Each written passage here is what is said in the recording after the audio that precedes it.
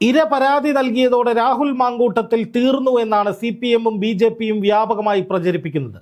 രാഹുൽ മാങ്കൂട്ടത്തിൽ ഭയന്ന് നാടുവിട്ടുവെന്നും MLA office Palakkad എന്നേക്കുമായി പൂട്ടിയെന്നും രാഹുൽ അറസ്റ്റിലാകുന്നതോടെ പാലക്കാട് നിയമസഭാ മണ്ഡലം വീണ്ടും തിരിച്ചുപിടിക്കാൻ കഴിയുമെന്നും BJP വലിയ തോതിൽ ആത്മവിശ്വാസം പ്രകടിപ്പിക്കുന്നുണ്ട്.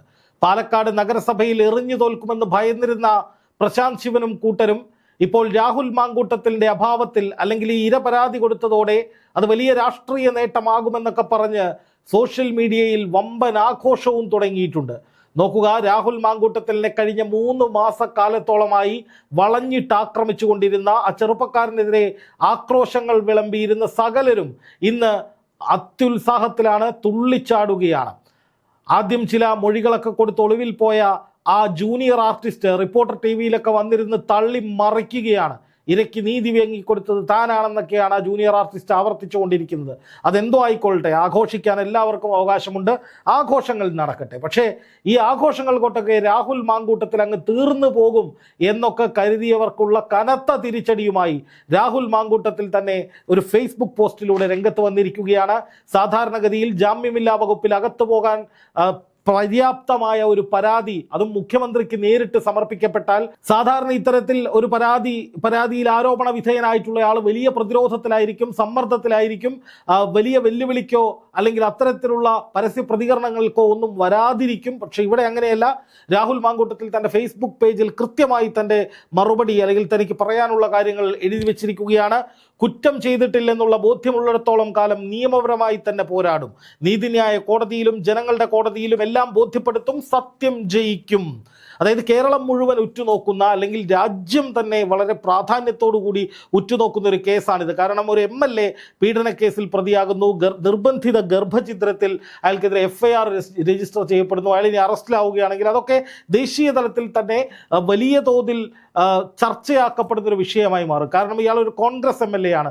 ദേശീയ തലത്തിൽ BJP-ക്ക് കോൺഗ്രസ് മുക്ത ഭാരതം എന്ന പ്രചാരണത്തിന് വളരെയധികം സഹായകമാകുന്ന, കോൺഗ്രസിനെ അവഹേളിക്കാൻ കഴിയുന്ന, പരമാവധി നാറ്റിക്കാൻ കഴിയുന്ന ഒരു കേസായിട്ട് ഈ കേസിനെ ദേശീയ തലത്തിൽ ഗോതി മാധ്യമങ്ങൾ പ്രചരിപ്പിക്കും. രാഹുൽ മാങ്കൂട്ടത്തിൽ കോൺഗ്രസിൽ നിന്ന് സസ്പെൻഷനിലാണെങ്കിലും രാഹുൽ മാങ്കൂട്ടത്തിൽ ഒരു കോൺഗ്രസ് MLA എന്ന നിലയിൽ തന്നെയായിരിക്കും ദേശീയ തലത്തിൽ BJP ഇതിനെ ഉപയോഗിക്കാൻ പോകുന്നത്. കേരളത്തിലാണെങ്കിൽ BJP-ക്കും CPM-നും കോൺഗ്രസിനെ ഇല്ലാതാക്കുക എന്ന അജണ്ട രാഹുൽ മാങ്കൂട്ടത്തിനെതിരായ കേസിലൂടെ നടപ്പാക്കാൻ എളുപ്പമാകും എന്നാണ് അവർ വിചാരിക്കുന്നത്. കാരണം ഇത് വിജയിച്ചിട്ടുള്ള ഒരു സ്ട്രാറ്റജിയാണ്. പണ്ട് സോളാർ കേസിൽ ഒരു സ്ത്രീ വന്നിട്ട് ഉമ്മൻചാണ്ടിയുടെ പേര് പറഞ്ഞപ്പോൾ ഇവിടെ CPM-കാർ രാഷ്ട്രീയ നീക്കങ്ങൾ നടത്തി ഉമ്മൻചാണ്ടിയെ രോഗബാധിതരാക്കി, നശിപ്പിച്ച് വെണ്ണീറാക്കി തള്ളി ചവറ്റുകോട്ടയിലേക്ക് ഇട്ടത് നമ്മൾ കണ്ടതാണ്. അപ്പോൾ പെണ്ണ് കേസ് വന്നാൽ കേരളത്തിൽ അങ്ങനെ പലതും സംഭവിക്കും എന്നുള്ളത് നമ്മൾ നേരത്തെ കണ്ടതുകൊണ്ട് തന്നെ രാഹുൽ മാങ്കൂട്ടത്തിൽ പിടിച്ച് കോൺഗ്രസിനെ അവഹേളിച്ചില്ലാതാക്കി കോൺഗ്രസിനെ തകർക്കാം എന്നുള്ള കൃത്യമായ പൊളിറ്റിക്കൽ അജണ്ട ഇവിടെ BJP-യും CPM-ഉം ഒരുപോലെ ചെയ്യും എന്ന കാര്യത്തിൽ സംശയമൊന്നുമില്ല. പക്ഷെ ഇവിടെ അങ്ങനെ ഒരു പോരാട്ടത്തിലേക്ക് അല്ലെങ്കിൽ അങ്ങനെ കോൺഗ്രസിനെയും രാഹുൽ മാങ്കൂട്ടത്തിനെയും ഇല്ലായ്മ ചെയ്യാനുള്ള കൃത്യമായ അജണ്ടയിലേക്ക് നീങ്ങുന്ന ഘട്ടത്തിൽ, CPM-ഉം BJP-യും നീങ്ങുന്ന ഘട്ടത്തിൽ ഞാൻ ഇതിനെതിരെ ഒറ്റയ്ക്ക് പോരാടുമെന്ന് പ്രഖ്യാപിച്ചുകൊണ്ട് കോൺഗ്രസിനെ സംരക്ഷിച്ച് ഇതൊരു വ്യക്തിപരമായ വിഷയമാണ് എന്ന് ആവർത്തിച്ച് പൊതുജനങ്ങളെ ബോധ്യപ്പെടുത്തിക്കൊണ്ട് അതിൽ സത്യം എൻ്റെ ഭാഗത്താണ്, നിരപരാധി ഞാനാണ് എന്ന് ജനങ്ങൾക്ക് മുന്നിൽ വിളിച്ചു പറയാനുള്ള ധൈര്യം കാണിച്ച് രാഹുൽ മാങ്കൂട്ടത്തിൽ ഒരേ സമയം കോൺഗ്രസിനെ സംരക്ഷിക്കുന്നു, മറുവശത്ത് തൻ്റെ നിലപാട് ശരിയാണ് അല്ലെങ്കിൽ തൻ്റെ ഭാഗത്ത് ന്യായമുണ്ട്, താൻ നിയമ പോരാട്ടം നടത്തും എന്ന് വ്യക്തമാക്കിയിരിക്കുകയാണ്. രാഹുൽ മാങ്കൂട്ടത്തിനെതിരെ ഉണ്ടായിരുന്ന ആളുകളൊക്കെ മുമ്പ് പറഞ്ഞിരുന്ന ഏറ്റവും പ്രധാനപ്പെട്ട ഒരു കാര്യം രാഹുൽ മാങ്കൂട്ടത്തിൽ എന്തുകൊണ്ട് നിയമ നടപടി സ്വീകരിക്കുന്നില്ല എന്നുള്ളതായിരുന്നു. അപ്പോൾ രാഹുൽ പറഞ്ഞത് അന്വേഷണ സംഘം അന്വേഷണ റിപ്പോർട്ട് സമർപ്പിക്കട്ടെ, എന്നിട്ട് ഞാൻ എൻ്റെ നിയമ പോരാട്ടം തുടങ്ങും എന്നാണ്. ഇപ്പോൾ അന്വേഷണ സംഘത്തിന് ഗുണകരമാകുന്ന വിധത്തിൽ ഇര മുഖ്യമന്ത്രിക്ക് നേരിട്ട് പരാതി കൊടുത്തിരിക്കുന്നു. ക്രൈംബ്രാഞ്ച് ADGP-യെ വിളിച്ചു വരുത്തി മുഖ്യമന്ത്രി ഈ വിഷയം സംസാരിച്ചിരിക്കുന്നു. സ്വാഭാവികമായും ഈ പരാതിയും ഡിജിറ്റൽ തെളിവുകളും മുഖ്യമന്ത്രിയുടെ ഓഫീസ് ക്രൈംബ്രാഞ്ച് ADGP-ക്ക് കൈമാറും. SP റാങ്കിലുള്ള ഒരു ഉദ്യോഗസ്ഥൻ ചിലപ്പോൾ അന്വേഷിച്ചേക്കാം, അല്ലെങ്കിൽ പുതിയൊരു FIR രജിസ്റ്റർ ചെയ്ത് അതിന്മേൽ പുതിയൊരു അന്വേഷണ സംഘത്തെ നിയോഗിച്ചേക്കാം. എന്തായാലും രാഹുൽ മാങ്കൂട്ടത്തിലിനെ ജാമ്യമില്ലാ വകുപ്പ് പ്രകാരം അറസ്റ്റ് ചെയ്ത് റിമാൻഡിൽ തള്ളാനുള്ള സകല പഴുതുകളും ഈ പ്രാഥമികമായി പരാതിയിലുണ്ട്. പക്ഷേ അതിനപ്പുറം കൂടുതൽ തെളിവുകൾ, അതായത് നിർബന്ധിത ഗർഭഛിദ്രം രാഹുൽ നടത്തി എന്ന് തെളിയിക്കുന്ന എന്തെങ്കിലും തെളിവുകൾ ഉണ്ടോ? അത് തെളിയിക്കാൻ അന്വേഷണ സംഘത്തിന് കഴിയുമോ? ഈ കേസിൻ്റെ ഭാവിയെക്കുറിച്ചാണ് പറയുന്നത്. അതുപോലെ തന്നെ ഈ നിർബന്ധിത ഗർഭഛിദ്രം നടത്തിയ സ്ഥിതിക്ക് രാഹുലിൻ്റേതായിരുന്നു ആ കുഞ്ഞ് എന്ന് തെളിയിക്കുന്ന എന്തെങ്കിലും തരത്തിലുള്ള തെളിവുകൾ പിന്നെ കണ്ടെത്താൻ കഴിയുമോ? ഇത് ഞാൻ ചോദിക്കുന്നതല്ല. കഴിഞ്ഞ ദിവസം retired SP George Joseph sir ഒരു യൂട്യൂബ് ചാനലിലൂടെ ചോദിച്ചൊരു ചോദ്യമാണ്. അദ്ദേഹം ഈ കേസുമായി ബന്ധപ്പെട്ട നിയമപരമായ കാര്യങ്ങളെക്കുറിച്ചൊക്കെ സംസാരിക്കുമ്പോൾ അദ്ദേഹം പറയുന്ന ഒരു കാര്യം, നിലവിലെ സാഹചര്യത്തിൽ ഈ കേസുമായി മുന്നോട്ട് പോകുന്നതോറും അത് രാഹുലിന് ഗുണകരമായി മാറും. അതായത് രാഹുൽ ശിക്ഷിക്കപ്പെടാനുള്ള സാധ്യത കുറവായിരിക്കും, ആ കേസ് തിരിച്ചടിക്കാനുള്ള സാധ്യതയുണ്ട് എന്നൊരു നിരീക്ഷണം retired SP George Joseph sir നടത്തിക്കണ്ടു. അതിന് പറയുന്ന ഒരു പ്രധാനപ്പെട്ട കാരണങ്ങൾ ഇതാണ്. അതായത് രാഹുലിൻ്റേതാണ് ആ കുഞ്ഞ്, അല്ലെങ്കിൽ ഒരു ഗർഭഛിദ്രം നടന്നു എന്ന് തെളിയിക്കുകയാണെങ്കിൽ അത് നിർബന്ധിതമാണ് എന്ന് തെളിയിക്കാൻ കഴിയുമോ?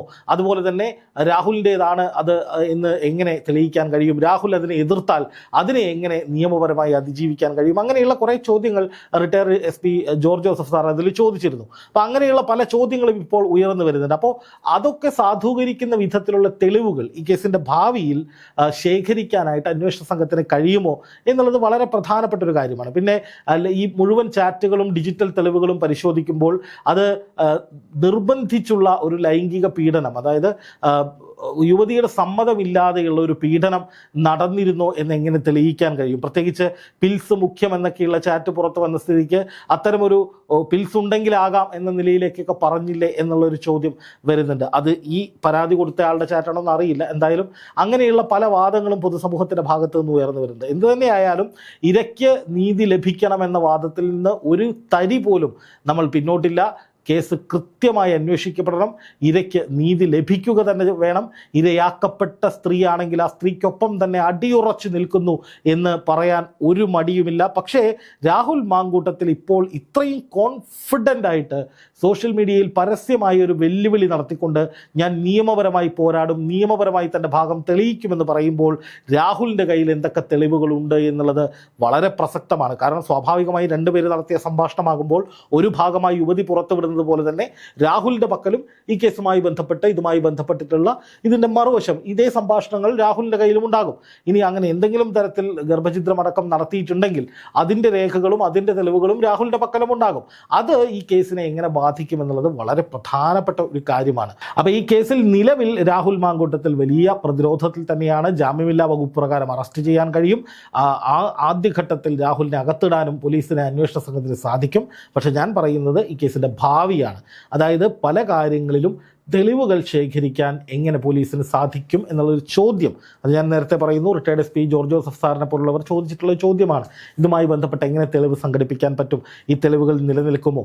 ഇത് ഇത്രയും കാലം കഴിഞ്ഞൊരു കേസായതുകൊണ്ട് തന്നെ പല തെളിവുകളും എവിടെ നിന്ന് കണ്ടെത്താൻ കഴിയും? അത് നിലനിൽക്കുന്നതാണോ, എങ്ങനെ, എവിടെ എന്നുള്ളതൊക്കെ സംബന്ധിച്ച്, അതായത് നിർബന്ധിതമായ ഗർഭഛിദ്രവും ലൈംഗിക പീഡനവും നടന്നോ എന്നുള്ളതൊക്കെ എത്രത്തോളം നിലനിൽക്കുമെന്നുള്ളത് വലിയൊരു ചോദ്യമായി തന്നെ അവശേഷിക്കുകയാണ്. പക്ഷേ അതുകൊണ്ടൊന്നും രാഹുലിന് പ്രാഥമികമായുള്ള നിയമ നടപടികളിൽ നിന്ന് രക്ഷ നേടാൻ കഴിയില്ല എന്നുള്ളതും കൃത്യമായ വസ്തുതയാണ്. പക്ഷേ രാഹുൽ മാങ്കൂട്ടത്തിൽ തിരിച്ചടിക്കാൻ ഒരുങ്ങുന്നു, പോരാട്ടം ശക്തമാക്കുന്നു, അല്ലെങ്കിൽ തൻ്റെ ഭാഗം തെളിയിക്കുമെന്ന് പറയുമ്പോൾ ഒരിക്കലും ഇത് ഏകപക്ഷീയമായൊരു നടപടിയായി മാറില്ല എന്നുള്ളതാണ് ഇതിൽ ഏറ്റവും പ്രധാനപ്പെട്ട കാര്യം. അതായത് കൃത്യമായ തെളിവുകൾ ശേഖരിക്കാൻ അന്വേഷണ സംഘത്തിന് കഴിഞ്ഞില്ലെങ്കിൽ കേസ് കോടതിയിൽ നിയമപരമായി തൻ്റെ ഭാഗം ന്യായീകരിക്കാൻ രാഹുൽ ഇറങ്ങിത്തിരിക്കുമെന്നുള്ള കാര്യത്തിൽ സംശയമില്ല. അതിൻ്റെ ഒരു കാഹളമാണ് നിർഭയം താൻ പോരാട്ടത്തിനിറങ്ങി എന്ന രാഹുലിൻ്റെ ഈ ഫേസ്ബുക്ക് പോസ്റ്റ്. അതായത് സമൂഹത്തിൽ നിന്ന് വലിയ വെല്ലുവിളി നേരിടുമ്പോൾ, അല്ലെങ്കിൽ വലിയ തോതിലുള്ള കടന്നാക്രമണങ്ങൾ ഉണ്ടാകുമ്പോൾ, ചോദ്യശരങ്ങൾ ഉയരുമ്പോൾ, വ്യാപകമായ സൈബർ ആക്രമണം ഉണ്ടാകുമ്പോൾ, സൈബർ ഇടങ്ങളിലൊക്കെ രാഹുലിന് വലിയ വിമർശനങ്ങൾ ഉണ്ടാകുമ്പോൾ, ചാനലുകൾ മുഴുവൻ രാഹുൽ മാങ്കൂട്ടത്തിനെതിരെ തിരിയുന്ന ഘട്ടത്തിലും രാഹുൽ ഇങ്ങനെ ഞാൻ നിർഭയം പോരാട്ടം തുടരുകയാണ്, അല്ലെങ്കിൽ നിയമപരമായി തന്നെ പോരാടുമെന്ന് പറയുമ്പോൾ രാഹുൽ വലിയ കോൺഫിഡൻസിലാണ് എന്ന് മനസ്സിലാക്കേണ്ടി വരും. എന്താണ് ആ കോൺഫിഡൻസിന് പിന്നിൽ എന്നുള്ളതാണ് പ്രധാനപ്പെട്ട ചോദ്യം.